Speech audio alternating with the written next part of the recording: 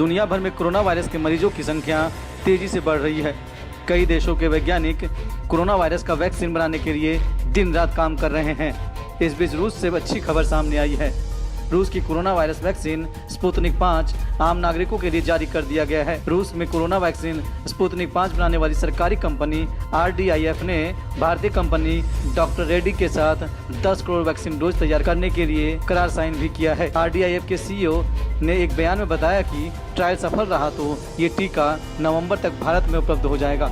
उन्होंने कहा कि डॉक्टर रेड्डीज की रूस में करीब 25 साल से कारोबारी मौजूदगी है और वो भारत की प्रमुख कंपनी है। उन्होंने दावा किया कि ह्यूमन एनिडोवायरस ड्यूल वेक्टर प्लेटफॉर्म पर आधारित रूसी टीका भारत में कोविड-19 से सुरक्षित लड़ाई में मदद करेगा।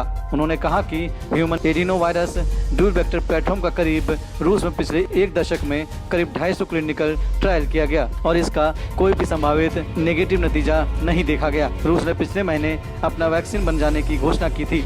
रूसी राष्ट्रपति व्लादिमीर पुतिन ने इसका ऐलान करते हुए ये भी बताया था कि पहला डोज उनकी बेटी को दिया गया है और वो अच्छा महसूस कर रही हैं। रूस ने इस वैक्सीन का नाम अपने एक सैटेलाइट के नाम पर रखा है। रूस ने इसे लेकर दावा किया है कि इस वैक्सीन से शरीर में कोविड-19 के खिलाफ अस्थायी इम्यूनिटी विकसित हो जाएगी।